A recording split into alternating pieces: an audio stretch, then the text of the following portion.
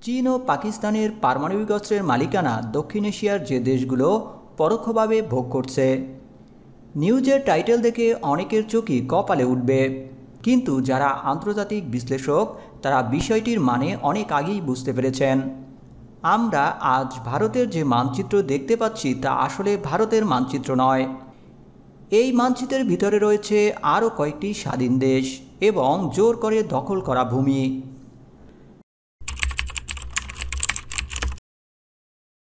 হায়দ্রাবাদ এক সময় ছিল সম্পূর্ণ একটি স্বাধীন দেশ। ভারত 1948 সালে হায়দ্রাবাদ দখল করার জন্য অবৈধ সেনা অভিযান চালায় এবং হায়দ্রাবাদের স্বাধীন শাসক নিজামকে পরাজিত করে সেই দেশ দখল করে। যদিও দেশ রক্ষায় পাকিস্তানের সাহায্য কামনা করে হায়দ্রাবাদের শাসক, কিন্তু পাকিস্তান সে সময় অতটা শক্তিশালী না থাকায় ও দূরত্ব বেশি হওয়ায় কিছুই করতে পারেনি। 1950 সালের ডিসেম্বরে ভারত সিকিমের রাজা লেনদুব দর্জির সাথে শান্তি চুক্তি স্বাক্ষর করে। সিকিমের রাজা লেনদুবের বিশ্বাসঘাতকতার কারণে সিকিম ভারতের সুরক্ষিত অঞ্চলে পরিণত হয়। ফলে জনগণ ক্ষিপ্ত হয়ে রাজতন্ত্রকে উৎখাত করে।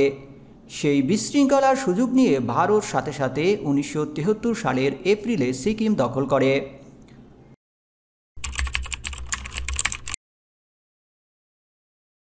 গোয়া ছিল পর্তুগিজ নিয়ন্ত্রিত ভারতীয় অঞ্চল।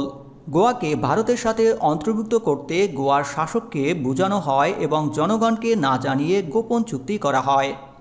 1961 সালের ডিসেম্বরে ভারতীয় সশস্ত্র বাহিনী একটি সশস্ত্র অভিযানের মাধ্যমে উক্ত অঞ্চলগুলি দখল করে।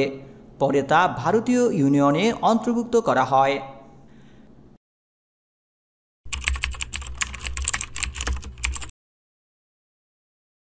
ভারতের স্বাধীনতার সময় কাশ্মীরের অধিকাংশ জনগণ মুসলিম বিদায় কাশ্মীরের জনগণ পাকিস্তানের সাথে যুক্ত হতে আগ্রহী ছিল, কিন্তু সে দেশের রাজা হিন্দু হওয়ায় ভারতের সাথে গোপন চুক্তি করে কাশ্মীর দখল করে।